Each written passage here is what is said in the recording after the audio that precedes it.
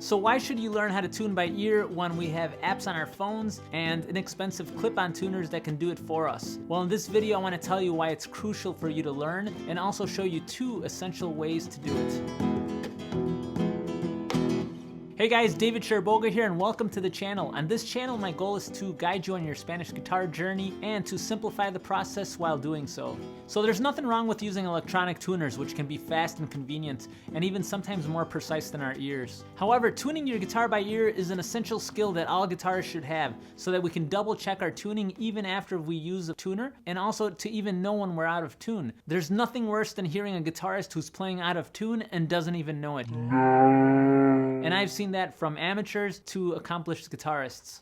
Alright, method number 1 is very typical and usually the first way many guitarists learn as the first way to tune by ear. So for this method, we're already going to have the 6th string tuned either to a tuner or we're going to ballpark it with our own ears to use it as the foundation for the rest of the strings. Then we're going to go down the 5th fret to play the note of the next open string. So the first string that we're going to tune is the 5th string.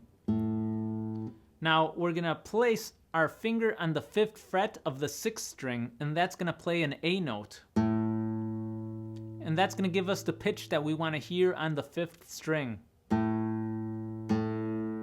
Actually, it's a little bit flat, so I'm going to have to raise that. Flat just meaning it's a little bit too low. Very subtle. If you're a beginner, it's very hard to tell some of the really subtle changes. It's going to be more obvious with the bigger changes. Then we're just going to keep going down the neck. We're going to move to the 5th string, 5th fret, play that note, and that is a D note. Play it a couple times so you really get it in your head.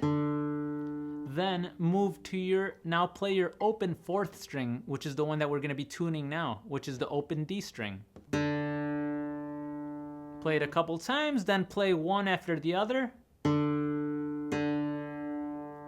5th string, 4th string. 5th string fretted on the 5th fret. Sounds a little bit flat again, so I'm going to raise that.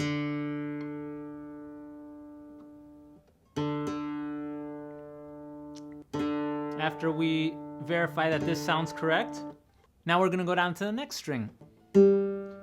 Same thing. The only one that is not on the 5th fret is when you make it to the 3rd string. You want to play the 4th fret, which creates a B, and that is to emulate the B string, the open B string on the 2nd string.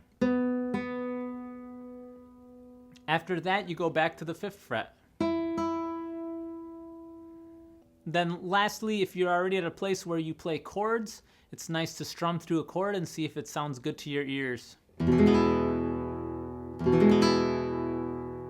Now, as a beginner, it's hard to tell when you're just slightly off. That's something that will come with ear training and over time. That's why, as I mentioned earlier in the video, tuning by ear is a way to keep training our ears every day, even if it's just for a couple minutes a day, just so that our ears could get used to these little subtleties and we could actually tell when we're out of tune, even if just slightly. So for scenario 2, sometimes you tune with a tuner or even via this method, and when you're going from string to string, it sounds like you're doing all right. But then when you play a chord at the end, you notice something's still off. That's when you want to verify by cross-checking, checking one string with another string from one octave to another octave. So you're going to start with the E, the low E, and play another E on the 4th string, 2nd fret. That's why it's important to know your note names and know where your notes are on each fret. So you're going to play an E, which sounds pretty good right now. They're 2 octaves. If you play them together, they should vibrate nicely together. Now for your 5th string, that's an A string, you want to look for an A that you can compare this to. And the closest A, the closest octave would be A on the 3rd string, 2nd fret. Now if you're not accustomed to hearing 2 octaves, it might sound like one is higher and one is lower. It's just the same note. Sounds good? Now for the next string, 4th string, the D, I want to cross-check that with a D of a higher octave. The closest one is going to be on the 3rd fret, 2nd string.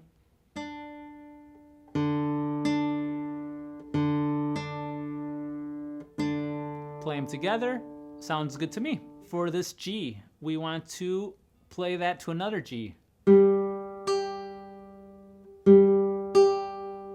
and that's gonna be on the G from the first string, 3rd fret.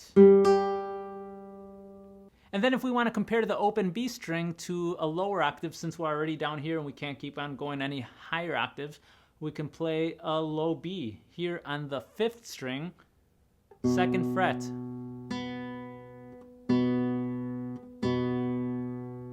Again, with our E, high E, I would just play the low E to compare it.